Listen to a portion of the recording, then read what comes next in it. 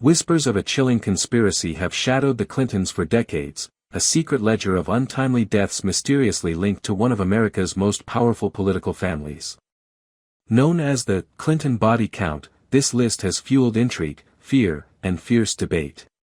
Is it the work of a ruthless political machine eliminating threats, or just a string of unfortunate coincidences amplified by rumor and speculation? As fact clashes with fiction, this story exposes more than just allegations, it reveals the deep mistrust and polarized landscape of modern politics. Let's unravel the origins, the key players, and the media storm behind one of the most persistent political myths of our time. Origins and evolution of the Clinton body count theory. The Clinton body count theory is a conspiracy narrative that claims a suspiciously high number of people connected to Bill and Hillary Clinton have died under mysterious or unexplained circumstances. This theory began circulating during Bill Clinton's presidency in the early 1990s. It was initially propagated through faxed newsletters, conservative talk radio, and fringe publications.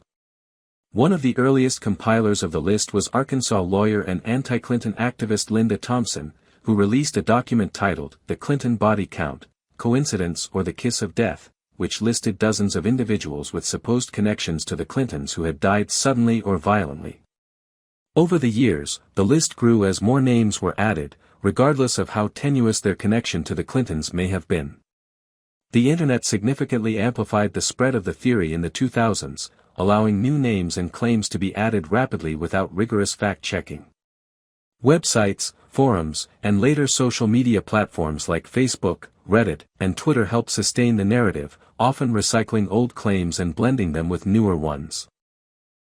The theory was further reinvigorated during Hillary Clinton's 2008 and 2016 presidential campaigns, as her political prominence reignited public interest in allegations of corruption, secrecy, and murder. Despite being widely debunked by fact-checkers and investigative journalists, the Clinton body count persists, in part because it feeds into long-standing suspicions about elite corruption and political cover-ups in American life. Key cases and alleged connections. Several high-profile deaths have been central to the Clinton body count theory, each cited as supposed evidence of foul play or cover-up. One of the most cited cases is that of Vince Foster, a White House deputy counsel who died by suicide in 1993. Conspiracy theorists questioned the official ruling, suggesting instead that Foster had been silenced because of what he knew about Whitewater or other scandals. Multiple investigations, including ones by the FBI and independent counsels, confirmed that Foster died by suicide, citing depression and work-related stress. However, mistrust of the government and the Clintons fueled continued speculation. Another case frequently mentioned is Seth Rich, a young DNC staffer who was shot and killed in Washington, D.C. in 2016. Although police concluded it was a botched robbery, conspiracy theories emerged suggesting Rich was murdered for leaking DNC emails to WikiLeaks. These claims were widely circulated by conservative media figures and websites, despite being rejected by law enforcement and Rich's family. The theory tied Rich's death to Hillary Clinton's campaign, suggesting an effort to silence dissenters or whistleblowers within the Democratic Party. The most notorious recent addition to the Clinton body count theory is Jeffrey Epstein, the financier and convicted sex offender with ties to numerous powerful individuals, including Bill Clinton and Donald Trump. When Epstein died in jail in 2019 under suspicious circumstances, officially ruled a suicide, social media erupted with speculation. The fact that the security cameras malfunctioned and guards failed to check on Epstein added fuel to the fire.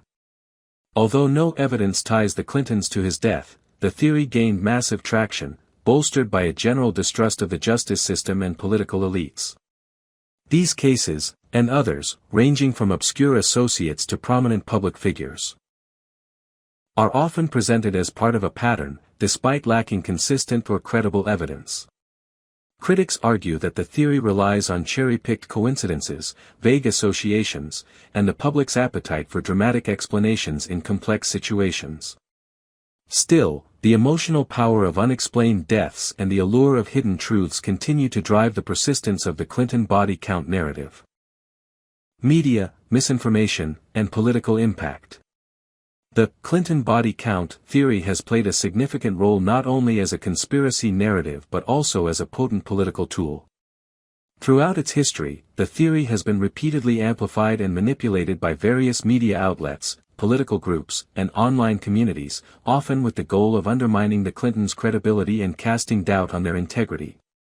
Mainstream media outlets have largely dismissed the theory as baseless and unfounded, citing thorough investigations and official reports that debunk the claims. However, the rise of alternative and partisan media has created echo chambers where such theories thrive unchecked. Social media platforms, in particular, have accelerated the spread of misinformation related to the Clinton body count. Algorithms that prioritize engagement often promote sensational or emotionally charged content, which conspiracy theories excel at providing. Videos, memes, and posts circulating on Facebook, YouTube, and Twitter have helped the theory reach new audiences, sometimes intertwining it with other conspiracy narratives like Pizzagate or QAnon. The speed and volume at which false or misleading information spreads online challenge fact-checkers and journalists trying to combat misinformation, allowing the theory to embed itself deeper in public consciousness. Politically, the Clinton body count has been weaponized to erode trust in political opponents and institutions. During election cycles, accusations tied to the theory have been used to distract from policy debates and shift public focus to scandal and fear. This tactic appeals to voters predisposed to distrust elites or government officials, reinforcing divisions and cynicism within the electorate. For supporters of the Clintons and their allies, the theory represents a recurring nuisance that undermines serious political discourse and fosters paranoia. Furthermore, the theory highlights broader issues about how society consumes news and interprets events involving powerful figures. It underscores a growing skepticism toward official narratives, especially when there is a perception of a lack of transparency or accountability. While healthy skepticism is important in any democracy, unchecked conspiracy theories risk distorting public understanding and can lead to real-world harm, including harassment of innocent people linked tenuously to the claims. In summary, the media's role in both debunking and inadvertently fueling the Clinton body count theory, combined with the political utility of such narratives, has ensured the theory's persistence. It reflects larger challenges in the digital age regarding misinformation, polarization, and the quest for truth in a complex political landscape. If you like this video, give us a like, and leave a comment behind, and also don't forget to subscribe, since we have a new video every week. Now, let's roll back to the video. In conclusion, the Clinton body count remains one of the most enduring and controversial conspiracy theories in modern American politics. While the theory has captivated many with its dramatic claims and mysterious deaths, thorough investigations and credible evidence consistently point to coincidence rather than a coordinated cover-up.